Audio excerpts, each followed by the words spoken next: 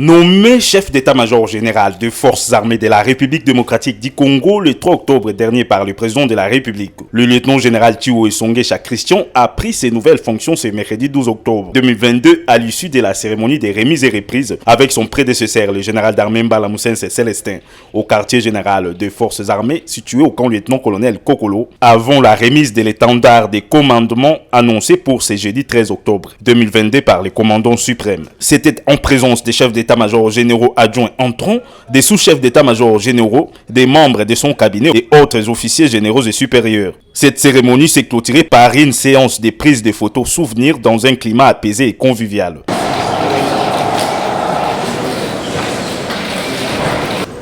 Allez, la presse. Ici est de signaler que d'autres séries de cérémonies de remises et reprises ont eu lieu le mardi 11 octobre entre le général-major Ichali Gonza Dourou Jacques et le lieutenant-général Yav Kabey Jean-Claude, respectivement, nouveau chef d'état-major général adjoint en charge des opérations et renseignements, et le chef d'état-major général adjoint sortant. Également entre le général-major Kassonga Chibango Léon Richard et le lieutenant-général Ndima Konga Constant, respectivement, chef d'état-major général adjoint entrant en charge de l'administration et logistique et chef d'état-major général adjoint sortant. De même, le général-major Chiko Chitambo Jérôme, nouveau sous-chef d'état-major général des forces armées, a également pris ses nouvelles fonctions à l'issue de la remise et reprise avec le lieutenant-général Obed Ribachiro. Le groupe musical Impair est arrivé à Beni ce mardi. Zozo Machine et Yuma vont se joindre aux artistes et musiciens locaux pour la célébration du 8e anniversaire des premières tueries des civils en ville de Beni le 15 octobre prochain. Ils vont livrer ensemble un concert pour la paix au stade municipal, le stade principal de la ville dénommé Stade du 15 octobre pour immortaliser cette date. Le groupe Impair inscrit sa mission dans le but de combattre avec Beni, endeuillé depuis maintenant 8 ans par le groupe armé d'origine ougandaise ADF, actif au Nord Kivu depuis près de 20 ans. Année passée, je crois. La tournée, il fallait que je petit mais après, le message moi il comment dire, il y a bien été organisé l'événement à annuler l'événement là. Et vous savez que tout est été. Souci na mission ça pendant que la yoya awana tout le monde na bando na biso. Mais et là ça là de moto ça que tout ya azate artiste dans art même encore. Art artiste ça message là. Après il faut vous couper à aider pour que ce message n'est pas salué quoi.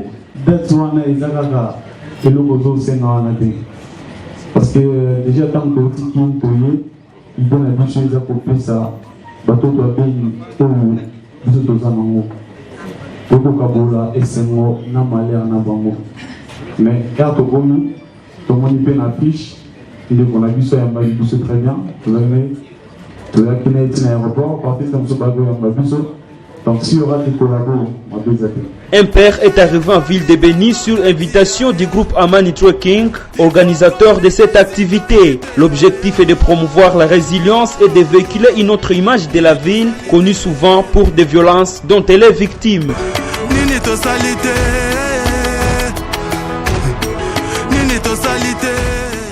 Évaluer l'avancement des travaux relatifs au programme conjoint des Nations Unies pour la réforme de la justice, c'est l'objet de la mission qu'effectue à Goma une délégation mixte composée des experts du gouvernement congolais et des représentants des partenaires.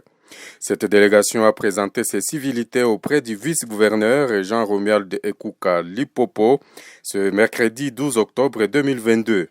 Selon Madame Mimi Angèle Condé, point focal au cabinet du ministre de Justice pour les 10 programmes de réforme de justice, il est question de s'imprégner de ce qui est déjà fait en termes de construction et réhabilitation des infrastructures pénitentiaires et juridictionnelles. Nous sommes venus ici particulièrement pour suivre l'exécution de ce programme conjoint des Nations Unies sur la réforme de la justice au niveau du Nord Kivu. C'est un programme qui concerne les pénitenciers, c'est une réforme qui concerne les juridictions tant militaires que civiles. C'est un programme qui concerne la construction ou la réhabilitation des infrastructures judiciaires et pénitentiaires. Voilà pourquoi nous sommes ici pour évaluer les travaux qui ont été exécutés ici au Nord Kivu. Nous sommes venus parce que l'autorité provinciale et le gouvernorat de la province doit être mis au parfum de ces grands programmes conjoints des Nations Unies sur la réforme de la justice. Et nous sommes venus non seulement pour ça, mais présenter aussi les civilités. Vous savez, à tout seigneur, tout honneur, c'est lui l'autorité du lieu. Et puis, nous sommes venus pour présenter les civilités et lui mettre au parfum de ces programmes pour que nous puissions avoir une séance de travail avec lui où les documents seront mis à sa disposition pour le suivi de ce qui a été exécuté, mais aussi voir pour l'année prochaine quels sont les besoins de la province. On a un petit peu abordé la situation générale, la situation ici en ville de Goma, mais aussi la situation dans le Rutshuru. Et voilà, on a des échanges confidentiels en général en la matière et voilà, on a pu échanger et puis aussi partager un petit peu nos préoccupations.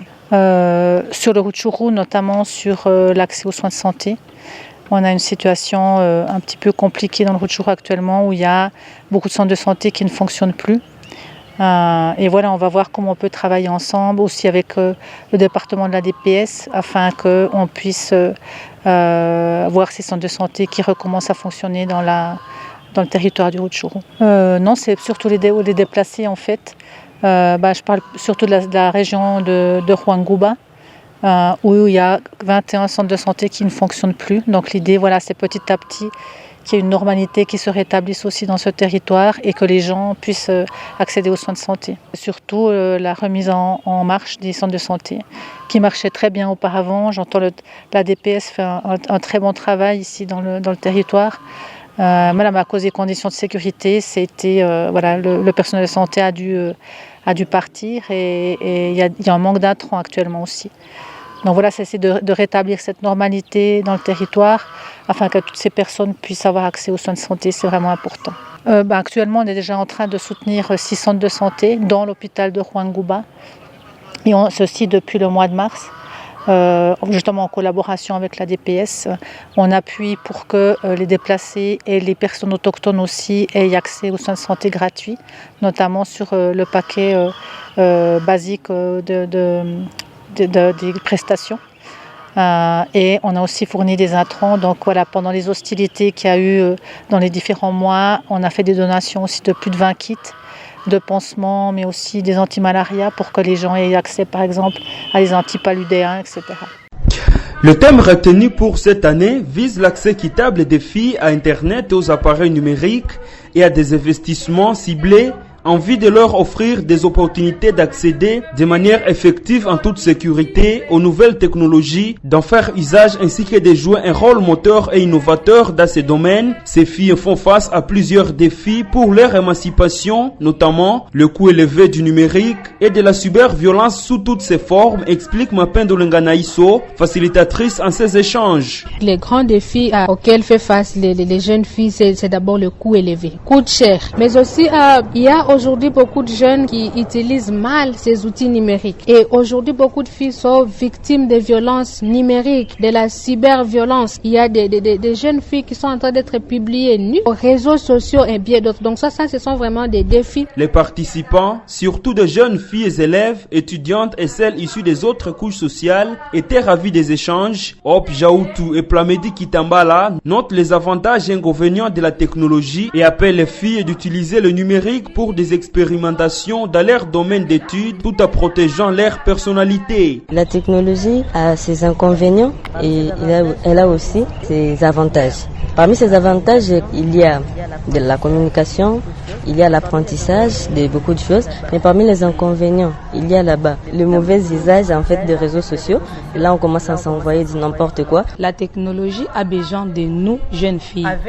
Et nous, jeunes filles, nous avons besoin de la technologie. La fille est capable d'expérimenter, d'avoir plus d'expérience en utilisant la technologie. Si à la maison, ils n'ont pas cette capacité-là d'acheter le téléphone à la fille ne doit pas faire l'impossible pour en avoir, mais elle doit aussi protéger sa personnalité. Ces échanges ont été organisés par des organisations féminines, appuyées par UNICEF, intervenant dans la protection des enfants. D'après ONU Femmes, les filles sont des leaders et actrices du changement. Elles font le bien, stimulent la croissance dans le monde entier et sont une source essentielle du changement transformateur en faveur de l'égalité des sexes. Or, les technologies sont des outils cruciaux et soutiennent à leur travail, leur militantisme et leur leadership, conclut cette organisation de l'ONU. des ingénieurs